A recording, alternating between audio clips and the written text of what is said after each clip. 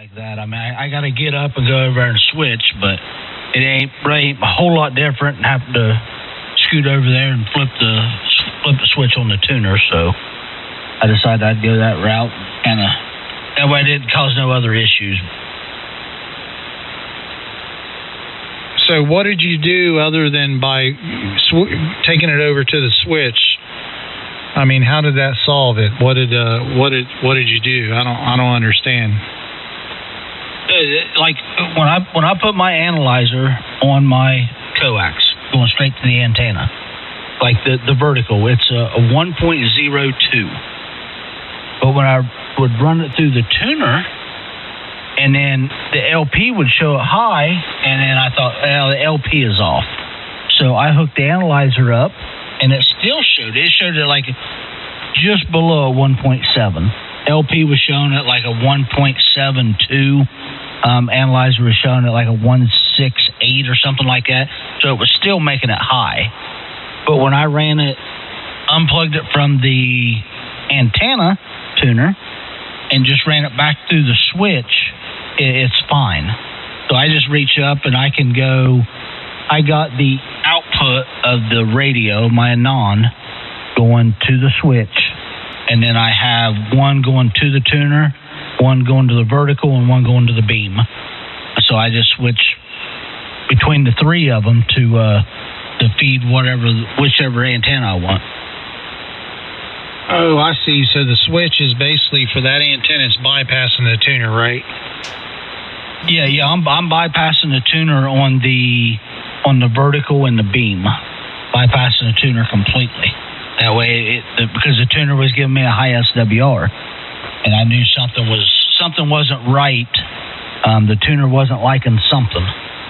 Now I can go over. I could have put it over onto the tune side, and I could tune it every time, but it's got such a good standing wave anyways, I didn't figure there was no need in that. Yeah, you didn't want to introduce an issue to it by connecting it to the tuner. I get you. And I might need to try that. I'll wait till I get it up in the air. I was having that same experience only on 10 meters on that beam. So I'll check it out again once I get it up 45 feet or whatever. I'm going to check it on the analyzer first and then plug it in the tuner and look.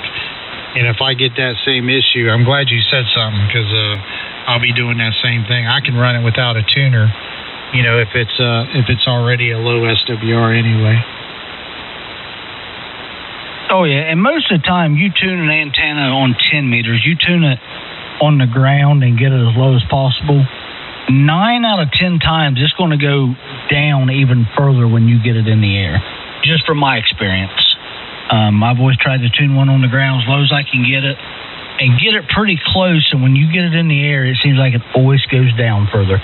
That's what the vertical I got up now, tuned it on the ground, got it down to like a 1.12, and when I got it in the air, I got it up about 65 feet.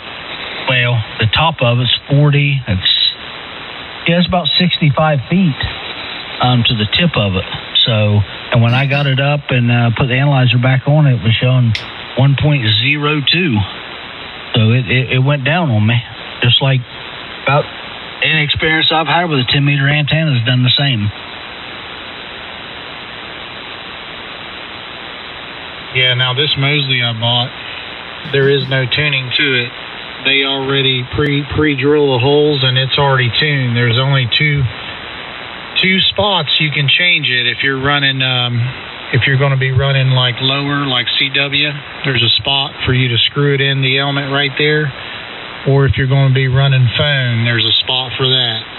So there's no adjusting. It's already pre-drilled. Yep, I've been thinking about buying a tri-bander of some sort. When I get my other tower up and get the beam, I'm gonna put my beam over on it. I may bite the bullet and buy me a tri-bander. I've been looking around for a while for a used one, and every time I find one, it's always 20 hours away. You know what I mean? It's somebody basically giving one away.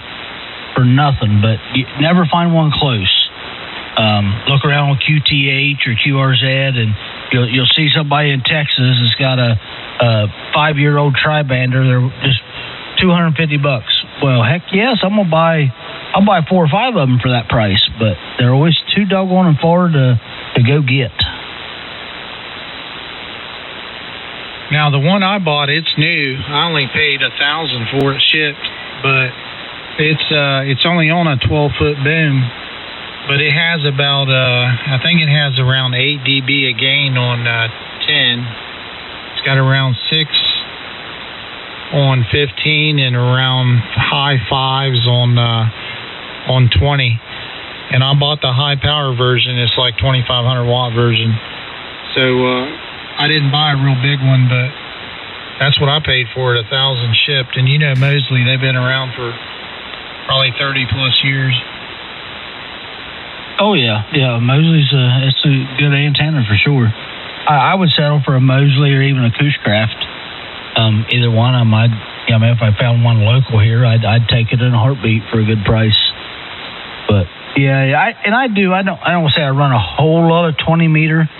I got this great big old 40-foot 7 element up here for 10, so I don't need nothing for 10 meters. But I'd like to have a beam for 20 meters because there's times I do get in here and run a little bit of contest every now and then when I get bored. But special weekends when I'm off. But I just like to have something 420.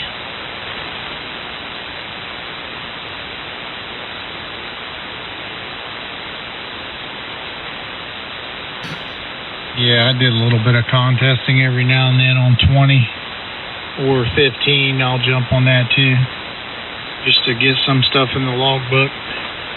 But I wanted a little Yagi, although I'm usually on the lower bands like this. But I'm going to go take this extra here in a couple months. The same guy that tested me 13 years ago, he's still testing over here locally, so I'm going to go see him every month. They run a test at a local church, so I think I'll be ready here in about 3 months. I'll be ready.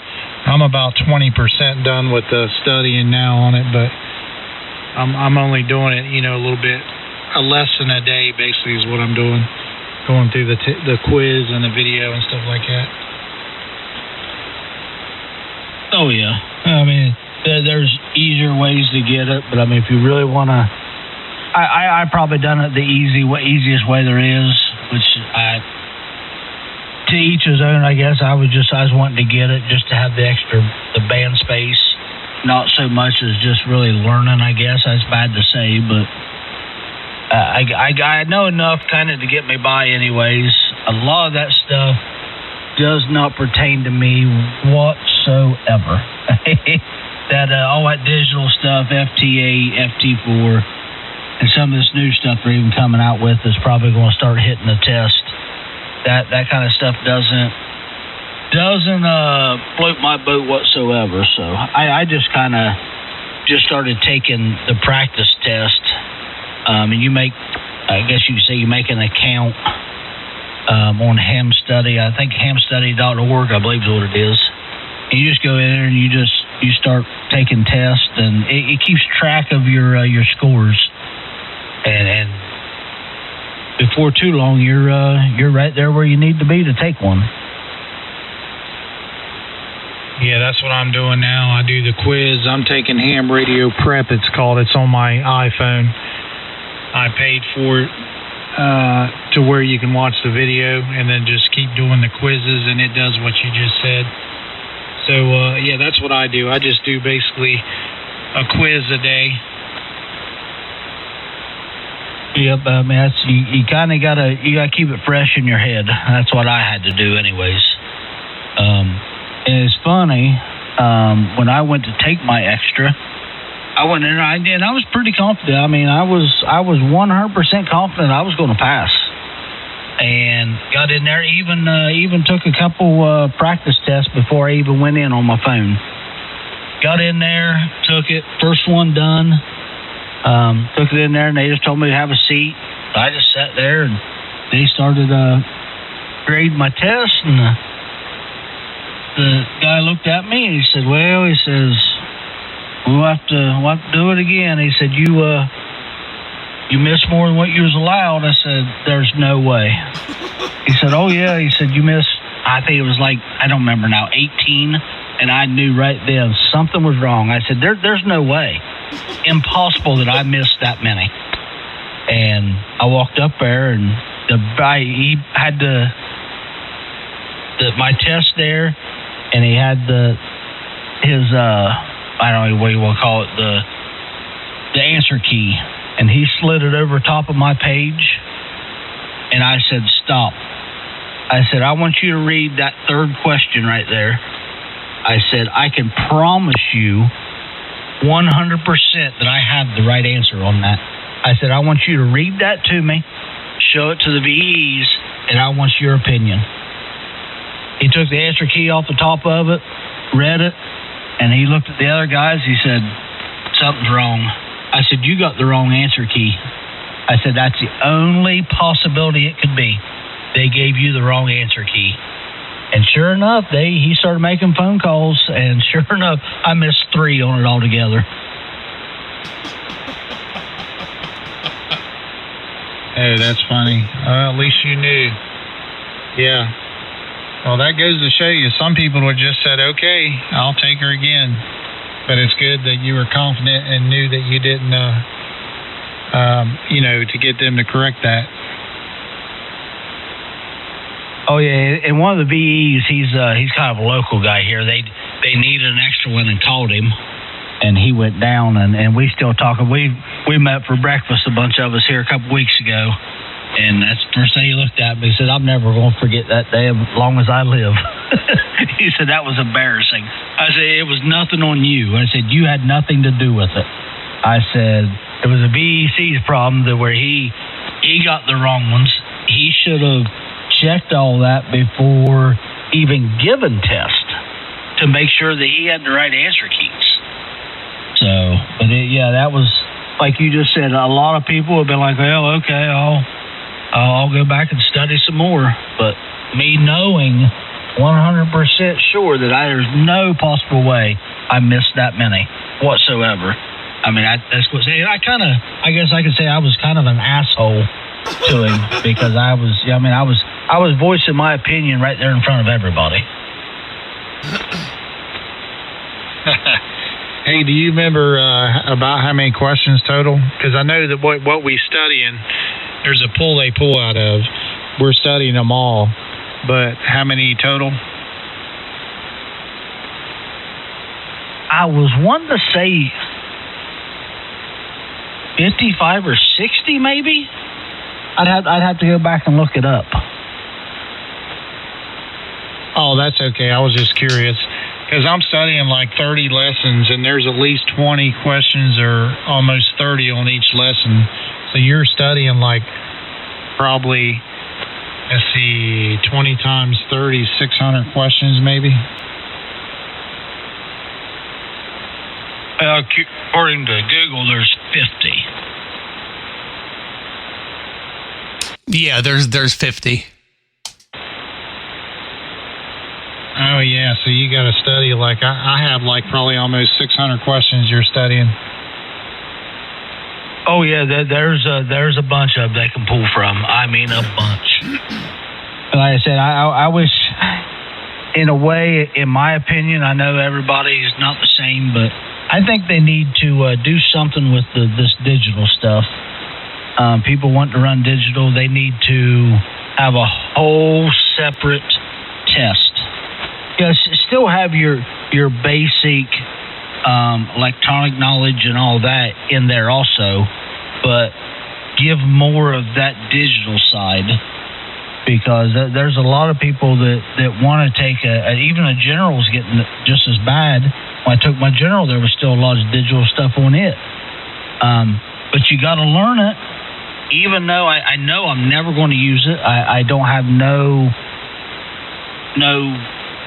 gumption to use it. It doesn't interest me at all. If I can't sit here and talk in my microphone and talk to somebody, they're going to talk back to me.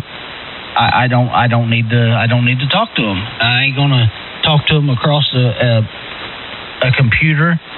Or now they was talking about the other night in one of our local nets, something they're using their phones now, but it's through ham. I mean, they send text messages through their phones on like 900 gigahertz or something like that.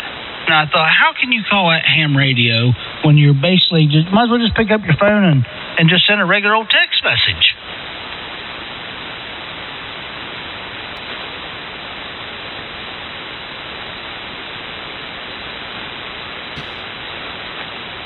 Yeah, there's a lot of satellite stuff on there too, and I don't have no desire for it. But yeah, I'm on a lesson now that's satellite stuff.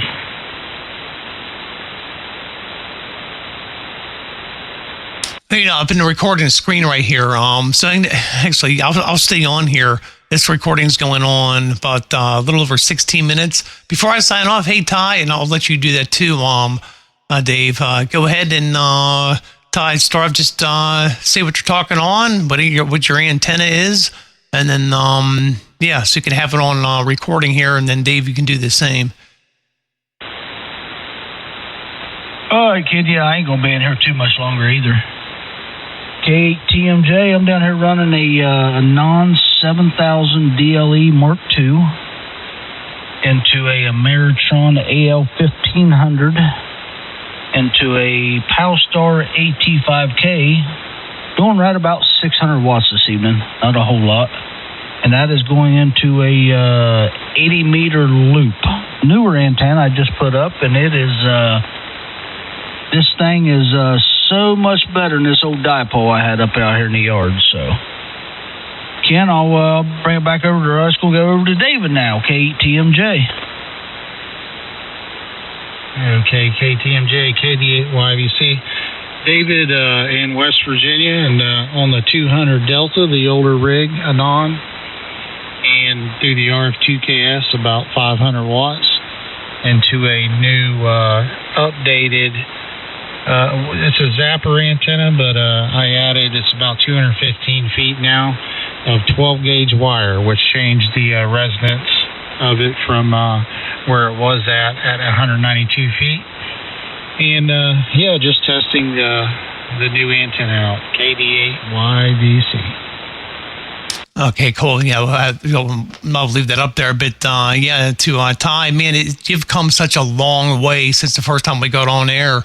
You went from me barely being able to hear you, a lot of that RF in your signal, and then you went through all those changes, and boy, yeah, what do you have to hope to bump my mic here. Yeah, so go back and watch those other videos and compare them.